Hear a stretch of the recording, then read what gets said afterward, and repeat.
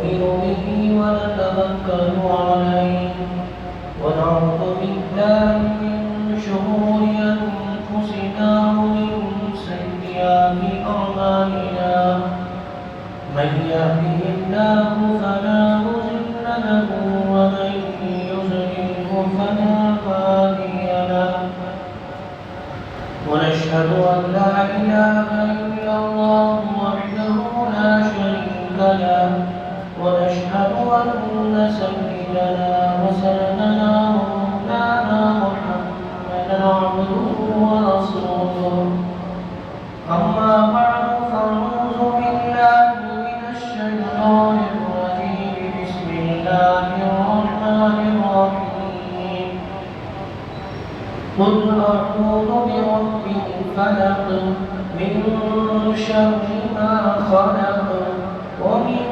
شر غاسق إذا وقب ومن شر النفاثات في العقد بسم الله الرحمن الرحيم قل أعوذ برب الناس ملك الناس إله الناس من شر الوسواس الخناس الذي يوسوس في صدور الناس من الجنة والناس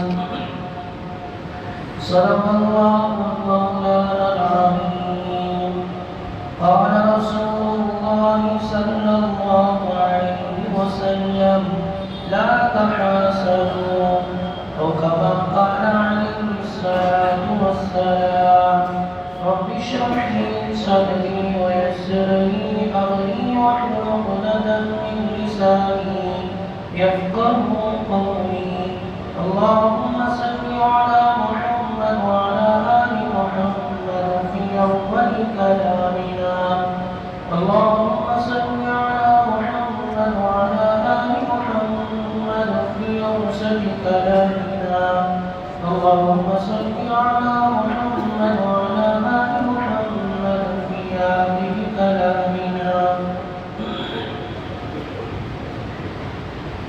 بزرگان محترم آپ حضرات کے سامنے حسد اس موضوع پر مجھے کچھ کہنا ہے دعا کیجیے گا اللہ پاک حق بات حق طریقے کے ساتھ حق نیت کے ساتھ آپ حضرات تک امانت کے طور پر کہنے کی توفیق دے اللہ تعالیٰ زبان سے وہ باتیں نکلوائے جس سے میرا آپ کا امت کا فائدہ ہو ان باتوں سے میری آپ کی امت کی حفاظت کرے جس سے فتنہ فساد شرور و فتن پھیلتا ہو اللہ پاک عمر کی دولت سے مالا مال فرمائے حاضرین گرامی گزشتہ جمعہ سورۃ الفلق اور سورۃ الناس کا پس منظر آپ کے سامنے آیا کہ آقا صلی اللہ علیہ وسلم کو بھی دشمنوں نے نہیں چھوڑا آپ پر جادو کی دیکھیے یہ دو صورتیں حضرات علماء نے لکھا ہے کہ اس کو اپنے اوپر اتنا لازم کر لیں کھانا نہ ملے صحیح کپڑا پہننے کے لیے نہ ملے صحیح آپ کے لیے کوئی دوسری چیز نہ ملے صحیح لیکن جو دو صورتیں ہیں سورۃ الفلق اور سورۃ الناس ہمیشہ پڑھتے رہے کیوں اس لیے کہ اس کے اندر اللہ تبارک و تعالیٰ نے میری اور آپ کی حفاظت کا سامان رکھا ہے کوئی بھی آدمی کسی بھی قسم کا جادو کرے اس کا جادو ہمارے اوپر ہرگز اثر نہیں کرتا جبکہ ہم ان صورتوں کی تلاوت کرتے رہیں گے دشمنی میں لوگ حسد کی وجہ سے بغض کی وجہ سے کینہ کی وجہ سے وہ زیادہ سے زیادہ اتنا نقصان پہنچانے کی کوشش کرتے ہیں کہ آدمی کے اوپر جادو کے ذریعے سے ایسے کچھ عملیات کرتے ہیں تو لوگ بیچارے بڑے پریشان حال ہو جاتے ہیں. کبھی بزنس اچھا چل رہا تھا لیکن اچانک بزنس ٹھپ پڑ جاتا ہے. کبھی گھر کے اندر ماشاءاللہ سب کی صحتیں عافیت کے ساتھ اچھی تھیں، لیکن اب صحتیں بگڑتی جا رہی ہیں. کبھی کسی کی خراب ہو گئی، کبھی بچوں کی خراب، کبھی بیوی کی خراب. اسی طرح گھر کے اندر پرسکون ماحول تھا، اب وہ ماحول ختم ہو چکا ہوتا ہے. ایسے موقع پر بیچارے لوگ پریشان ہو کر کسی عامل کی چکر پہ چلے جاتے ہیں، اور عامل صاحب کہتے ہیں کہ بھئی آپ کے اوپر یہ جادو ہو گیا ہے، آپ پر ایسا ہو گیا ہے، تو پورے کا پورا سرمایہ ان پر لٹا دیتے ہیں. ان سے بچنے کے لیے اللہ تعالیٰ نے مجھے اور آپ کو بڑی اچھی نعمت دی ہے. ان سورتوں کی ہمیشہ تلاوت کریں. حدیث میں آتا ہے آقا مدنی صلی اللہ علیہ وسلم ہمیشہ ان سورتوں کی تلاوت کرتے، نمازوں کے بعد اپنے اوپر دم کر لیا کرتے، پھونک لیا کرتے.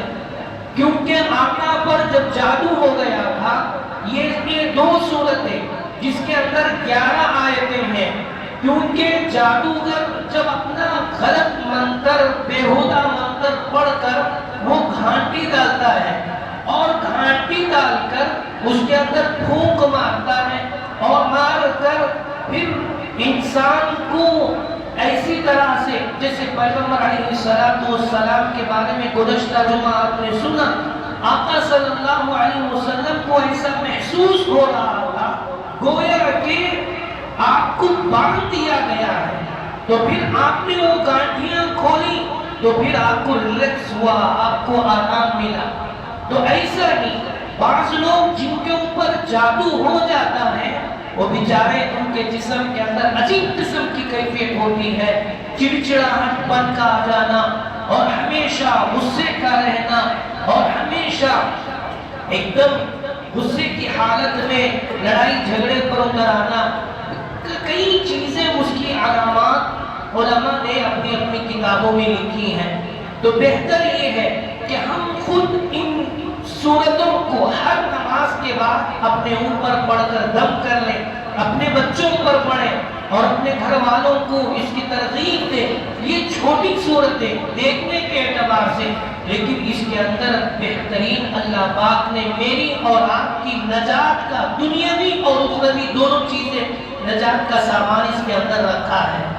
غرض میں نے گزشتہ جمعہ آپ کو بتلایا تھا کہ میں بتاؤں گا کہ حاسد، کیونکہ اس سورت کے اندر ایک آیت ہے جس میں بتایا گیا من شر حاسد اذا حسد، میں پناہ چاہتا ہوں ہر اس شخص سے جو حسد کرتا ہو، جبکہ وہ حسد کرنے والا ہو.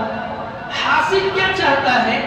حاسد چاہتا یہ ہے کہ سامنے والے کو جو نعمت اللہ نے دیا ہے، دیکھیے یہ دنیا ہے، اس دنیا کے اندر ظاہر سی بات ہے اللہ پاک نے 3 عالم پیدا کیے ہیں. ایک عالم جنت ہے جہاں پر خوشی ہی خوشی ہے، ہمیشہ کوئی تکلیف نہیں، کوئی آدمی کو نقصان نہیں، ہمیشہ راحت ہی راحت ملے گی، بلکہ انعامات میں اضافہ ہی اضافہ ہوگا.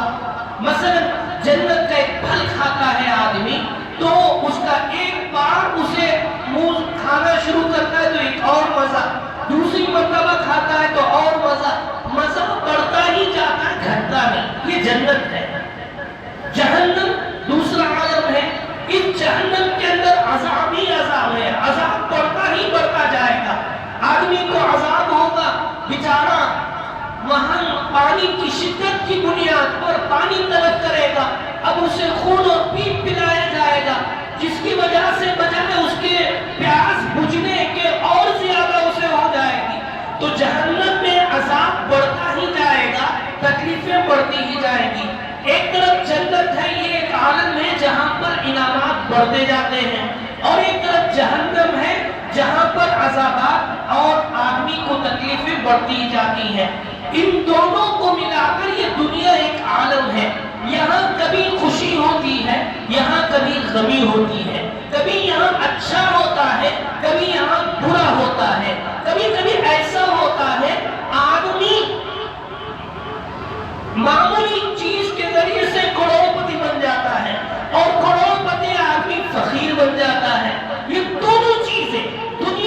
شامل ہیں. کوئی آدمی دنیا میں آپ کو ایسا نہیں ملے گا جو یہ دعویٰ کرتا ہو کہ میں آرام سے ہوں, میں سکون سے ہوں, مجھے کوئی تکلیف نہیں ہے. ہر کسی کو کوئی نہ کوئی ضرور تکلیف ہوتی ہے, کوئی نہ کوئی پریشانی ہوتی ہے, چاہے وہ کافر ہو چاہے وہ مسلمان ہو. ایسا نہیں ہوتا کہ صرف کافروں کو تکلیف ہوتی ہو مسلمانوں کو نہ ہوتی ہو. ایسا بھی نہیں ہوتا کہ صرف مسلمانوں کو تکلیف ہوتی ہو کافروں کو نہ ہوتی ہو. دونوں کو ہوتی ہے, لیکن دونوں میں فرق یہ ہے مسلمان کو جو تکلیفیں ہوتی ہیں یا تو وہ تکلیف اللہ پاک دور کر دیتے ہیں, یا اگر دور نہ کرے تو اس تکلیف پر اللہ پاک اسے صبر کی بنیاد پر اجر عطا کرتے ہیں. اور اتنا بڑا اجر ہوگا, کلام مجید میں اللہ پاک کہتے ہیں انما یوفی الصابرون اجرهم بغیر حساب. اللہ تعالیٰ صبر کرنے والوں پر, ایک آدمی کو تکلیف ہو گئی, حد سے زیادہ تکلیف, اب وہ تکلیف ختم نہیں ہو رہی ہے لیکن وہ بیچارہ صبر کرتا ہے, تو اللہ پاک کہتے ہیں کہ اس کی صبر کی بنیاد پر میں اتنا زیادہ اجر دوں گا کہ اس کا کوئی حساب ہی نہیں. اللہ کہہ رہے کہ اس کا کوئی حساب ہی نہیں. یہ مسلمان کے لیے تکلیف کو یا تو اللہ دور کر دیں گے یا اس تکلیف پر اللہ پاک اسے اجر عظیم عطا کرے گا. لیکن کافر کا حال ایسا نہیں ہے. کافر خسر دنیا والآخرہ, اس کی دنیا بھی برباد ہے آخرت بھی برباد ہے. دنیا میں بھی اسے اس تکلیف کی بنیاد پر کوئی اسے اجر ملنے والا نہیں, کوئی اسے دوسرا پھل ملنے والا نہیں ہے. اسے دنیا میں بھی تکلیف آخرت میں بھی تکلیف. مسلمان کو ایسا نہیں ہے. تو لہذا پہلے یہ بات ذہن میں ہم بٹھا لیں 100% کہ دونوں چیزیں اللہ ہی نے پیدا کیا ہے. شر بھی اللہ پیدا کرتے ہیں اور خیر بھی اللہ ہی نے پیدا کیا ہے. مخلوق بھی اللہ, ہر چیز چاہے جنات ہو انسان ہو تمام کو. اسی لیے آپ اس سورت میں پڑھے ہوں گے من شر ما خلق, اللہ میں پناہ چاہتا ہوں ہر اس مخلوق سے جس کو تو نے پیدا کیا. ہر چیز کو اللہ ہی نے پیدا کیا ہے. اب اس سے بچنے کے راستے میں نے بتائے. دیکھو یہ یہاں اس کو یہ بارڈر ہے, اسے پار نہ کرنا, اسے پار کرو گے یہ تکلیف ہوگی. شیطان جنات اس طرح سے تکلیف پہنچائیں گے, لوگ اس طرح سے تکلیف پہنچائیں گے. تو کس خلاصہ یہ ہوا, یہ ذہن میں ہم بٹھا لیں کہ دنیا میں کسی نہ کسی طرح کی تکلیفیں مجھے اور آپ کو آنی ہی ہے. دشمن ہمارے اور آپ کے ساتھ ہمیشہ لگا رہتا ہے. اب یہ حاسد جو ہوتا ہے, حاسد بھی یہی چاہتا ہے. اللہ نے آپ کو کوئی نعمت دے دیا, مثلا آپ پہلے کچھ نہیں تھے, اللہ نے آپ کو ایک اونچا مقام دے دیا, ایک بڑا مقام دے دیا. اب حاسد چاہتا یہ ہے کہ وہ مقام اس سے نکل جائے, وہ ذلیل ہو جائے. اور یہ بات یاد رکھیے, مقدر میں اللہ نے عزت لکھا ہے تو پوری دنیا والے مل کر آپ کا ذرہ برابر بال بھینگا نہیں کر سکتے. اگر اللہ پاک کسی کو عزت دینا چاہتے ہیں, پوری دنیا والے مل کر اسے ذلیل کرنا چاہے, نبی کریم علیہ السلام نے فرمایا کہ اس بندے کا ذرہ برابر کوئی بگاڑ نہیں سکتا. اللہ پاک کسی بندے کو ذلیل کرنا چاہے, پوری دنیا والے مل کر اسے عزت دینا چاہے, تو پھر اس کو ذلیل ہو کر نہیں رہے گا. یہ اللہ کی سنت ہے. اللہ کی شان بڑی عجیب ہے. آپ دیکھیے, ایک طرف ایک سمندر ہے, اس سمندر میں اللہ پاک نے حضرت موسیٰ علیہ السلام کو نجات دے دیا, اور اسی سمندر میں فرعون کو نیست و نابود کیا. ایک طرف باغی اللہ کا نافرمان اور اپنے آپ کو خدا کہنے والا فرعون, اور یہ چاہتا تھا کہ کوئی بھی لڑکا پیدا نہ ہو, سب کو ختم کر دیا جائے, سب کو, ہزاروں بچوں کو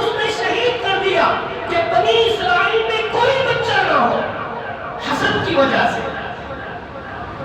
لیکن اللہ کی شان دیکھیے، اللہ پاک اسی کے گھر میں حضرت موسیٰ علیہ السلام کی پرورش کی، اور ایک طرف حضرت نوح علیہ السلام ہے، وہ چاہتے تھے کہ میرا بیٹا سدھر جائے، میرا بیٹا اللہ کا کامل اور مکمل بندہ بن جائے، لیکن اللہ نہیں چاہتے تھے. تو پھر نبی کا بیٹا ہونے کے باوجود اب وہ کیا ہو گیا؟ اللہ کا باغی بنا، اللہ کا دشمن بنا، نیست و نابود ہو گیا. تو اس سے یہ بات سمجھ میں آتی ہے، پہلے ہم اپنے ذہن میں یہ بات اتار لیں، ہم اور آپ جو چاہتے ہیں یہ ہونے والا نہیں ہے، اللہ جو چاہتے وہی ہوتا ہے. اب پھر ادھر آئیے، یہاں اس صورت کے اندر حاسد سے پناہ مانگی گئی. حاسد کیا چاہتا ہے؟ حاسد چاہتا یہ ہے کہ آپ کو اللہ نے جو نعمت دیا ہے وہ نعمت آپ سے زائل ہو جائے، وہ نعمت ختم ہو جائے. چاہے وہ نعمت عزت کے قبیل کے ہو، مثلا پہلے آپ خوش نہیں تھے، اللہ نے عزت کا مقام دے دیا. چاہے وہ مال کے قبیل سے ہو، مثلا پہلے آپ غریب تھے، اللہ نے آپ کو مال دے دیا.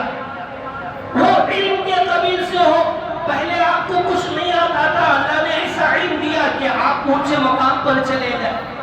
اب حاسد چاہتا ہے کہ کسی طرح سے وہ نعمت آپ سے زائل ہو جائے. حاسدوں کا کام ہی یہی ہے. سب سے پہلے حسد کرنے والا عرش پر یہ شیطان تھا. کیوں؟ اس لیے کہ حضرت آدم علیہ السلام کو اللہ پاک نے ایک بڑی نعمت سے نوازا، اپنا مکرم معزز بنایا، اور بنانے کے بعد کہا اسجدوا لآدم، حضرت آدم کے لیے بھائی تم سجدہ کرو. سب کے سب پورے کے پورے فرشتے حضرت آدم علیہ السلام کے لیے تعظیم آپ نے سجدہ کی. ابا واستکبر، شیطان انکار کر دیا کہ میں کیوں کروں، اور تکبر کرنا شروع، میں اس کو کیوں کروں، ارے یہ کون ہے یہ، اور کہنا شروع کر دیا انا خیر من، میں تو اس سے بہتر ہوں. میں اتنا عبادت کرنے والا، زمین کا کوئی چپڑ ایسا نہیں ہے، کوئی ٹکڑا ایسا نہیں ہے جہاں پر میں نے کیا نہ کیا ہو، عبادت نہ کیا ہو.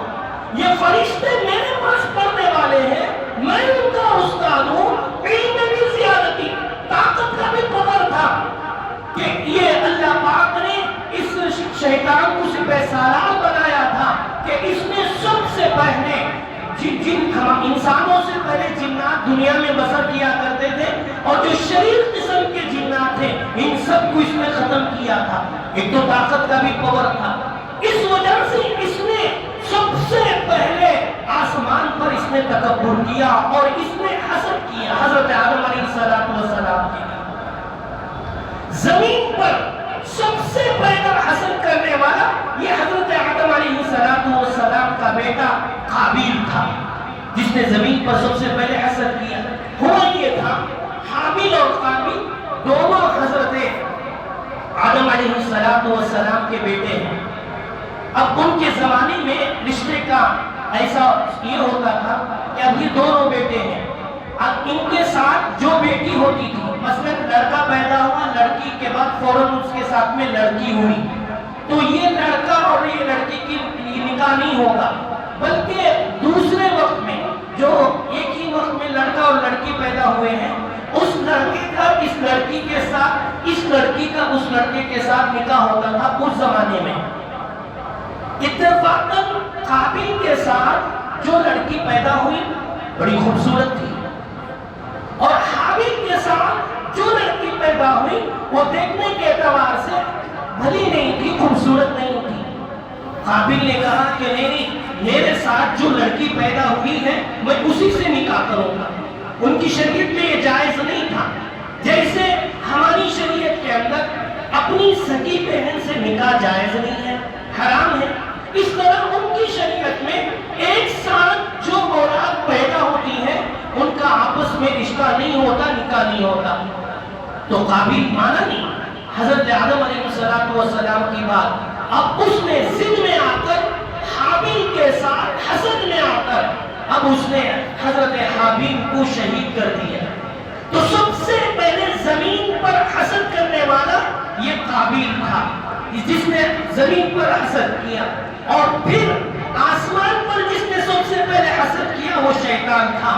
اب حضرات علماء نے لکھا ہے یہ جو دو صفات ہیں حسد کی یہ انسانوں میں بڑھ گئی ہیں. اب انسان حسد کی وجہ سے حضرات محترم ایسے نیچے گر جاتا ہے وہ اسے پتا بھی نہیں چلتا کہ میں کیا کر رہا ہوں, اور وہ اپنے آپ کو یہ عقل مند سمجھتا ہے کہ میں تو بڑا اچھا کام کر رہا ہوں, حالانکہ وہ نقصان والا کام ہوتا ہے. اسے یہ سمجھ میں نہیں آتا کہ میرے سے جو ہو رہی بڑی غلطی ہو رہی ہے.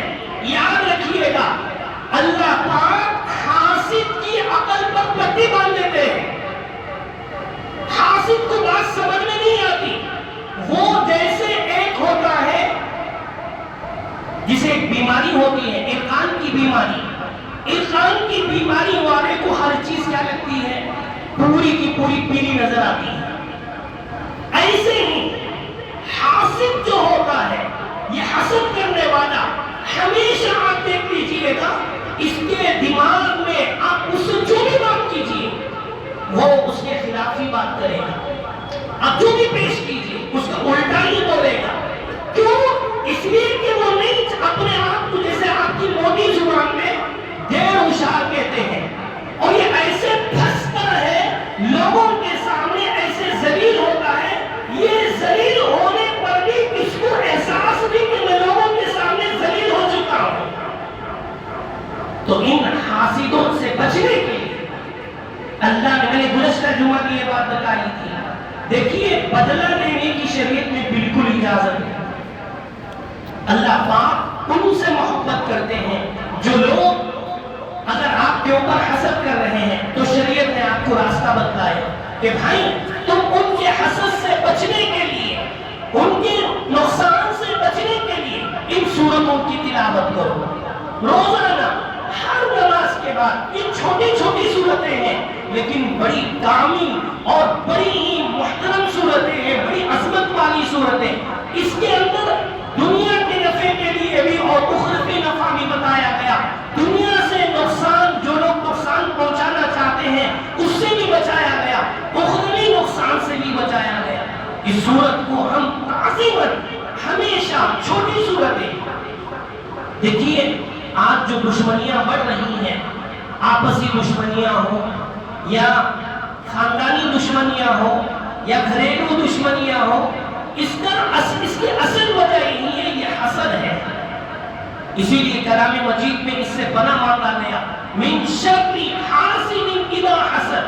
نماز میں ہم بار بار پڑھتے ہیں, اس سورت کو پڑھتے ہوئے ہم یہ ارادہ کر لیں کہ اے اللہ میرے سے فلاں حسد کرتا ہے, اللہ تو میری اس سے حفاظت فرما. کیوں؟ میری اتنی طاقت نہیں ہے کہ میں اس سے مقابلہ کروں.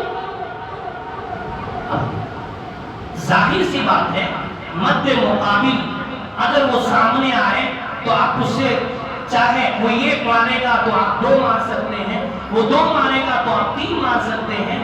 لیکن جو بزدل قسم کا حاسد اور دشمن ہوتا ہے سامنے سے وار نہیں کرتا. یہ بات یاد رکھ لیجیے, کبھی بھی اللہ پاک اس کو اتنی طاقت نہیں دیتے کہ وہ آ کر آپ کو سامنے سے وار کرے. دشمن یہی چاہتا, حاسد آدمی یہی کرتا ہے پیچھے سے, یا تو وہ عملیات کے ذریعے سے گندی چیزیں جیسے جادو ہے, سلفی جادو ہے, کالا جادو, الگ الگ جادو ہے, ان کے ذریعے سے حملہ کرنے کی کوشش کرے گا, یا کسی اور بات طور سے. بزرگان محترم, قوم ہمیں اور آپ کو بھی, حضرات اولیاء کو بھی نہیں چھوڑی ہے. حاسد اتنا گر جاتا ہے بڑی سی بڑی چالیں چلے گا. مثلا ایک مرتبہ حضرت موسیٰ علیہ السلام نے بیان کیا, کہا کہ بھائی جو لوگ مالدار ہیں اللہ نے ان پر زکوٰۃ واجب کر دیا ہے. اب قارون کو مال سے محبت تھی, حسد تھا. اب اس نے بڑی گندی چال چلی, ایک عورت کو کھڑا کر دیا اور اس سے کہا کہ دیکھ میں تجھے اتنے پیسے دوں گا, کسی طرح سے کل جب مجمع جڑے گا میں حضرت موسیٰ کے سامنے کھڑا رہوں گا, ان سے سوال کروں گا کہ اگر کوئی آدمی شادی شدہ ہو کر زنا کرتا ہے تو اس کے لیے کیا سزا ہے؟ تو حضرت موسیٰ سزا سنائیں گے کہ بھئی اسے سنسار کیا جائے گا اور اس کے ساتھ اسے زمین پر اتنا دفنا کر صرف اس کے اوپر سر کے اوپر پتھر کی بارشیں ہوگی، اسے ختم کر دیا جائے گا، وہ سزا سنائیں گے۔ تو میں کہوں گا کہ موسیٰ آپ نے یہ کام کیا تو آپ کے لیے کیا سزا ہے؟ تو وہ گواہ پیش کرنے کو کہیں گے میں تجھے کھڑا کروں گا، صرف اتنا کہہ دینا کہ نعوذ باللہ حضرت موسیٰ نے آپ کے ساتھ گندا کام کیا ہے۔ حاصل دیکھیے کتنا نیچے گرتا ہے۔ اب ہوا یہ دوسرے دن مجلس لگی، بڑا مجمع ہے، سب لوگ کھڑے ہیں اور حضرت موسیٰ علیہ السلام نے بیان شروع کیا۔ فوراً قارون کھڑا ہو گیا، کہا کہ حضرت موسیٰ آپ سے ایک سوال کرنی ہے۔ کہا کہ بھئی پوچھئے، کیا پوچھنا چاہتے ہیں؟ سوال یہ ہے کوئی آدمی زنا کرے شادی شدہ ہو کر اس کے لیے کیا سزا ہے؟ تو حضرت موسیٰ علیہ السلام نے کہا کہ سزا یہ ہے کہ اسے سنسار کیا جائے۔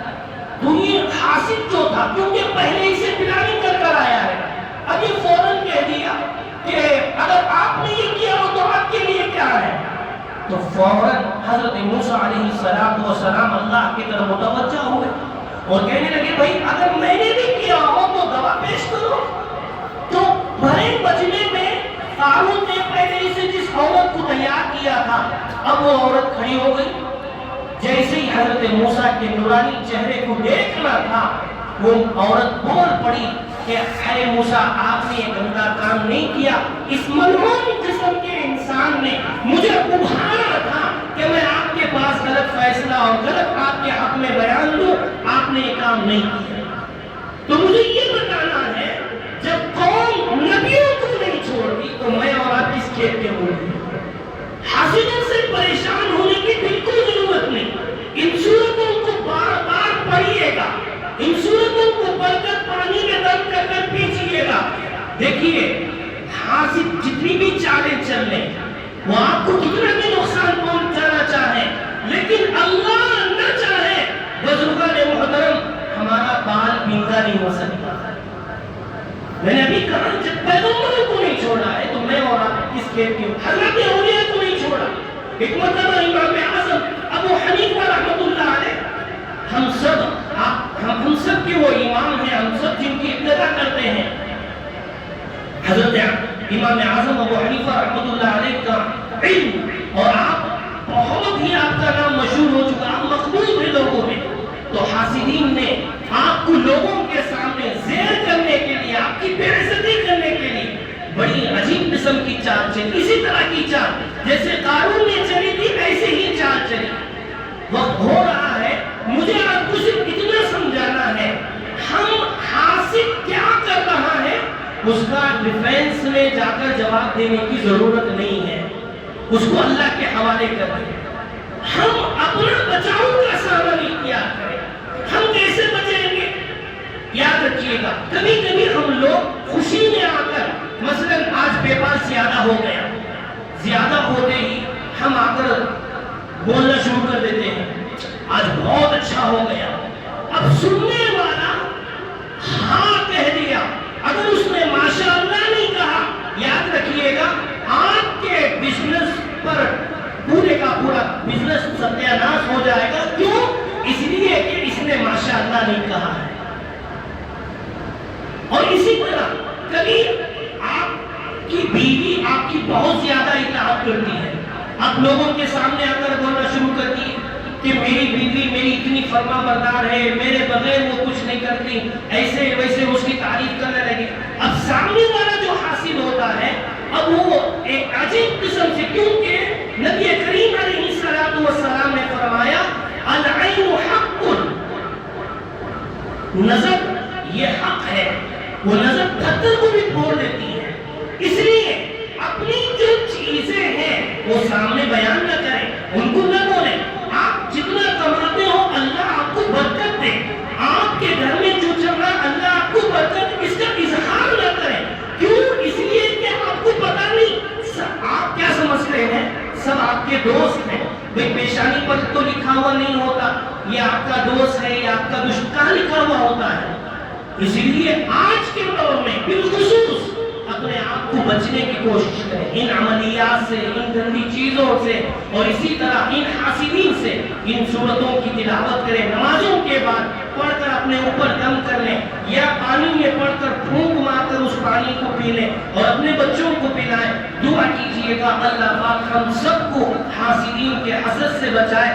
اللہ ان صورتوں کی برکت سے اللہ پاک جتنے ہمارے کام ٹھپ ہو چکے ہیں اللہ ان کاموں کو برقرار رکھے، اور اللہ پاک ہم تمام کی کمائیوں میں برکت عطا فرمائے۔ ان حاسدوں سے ہماری اور امت کے فرد کی نجات عطا فرمائے۔ آمین وما علینا الا البلاغ۔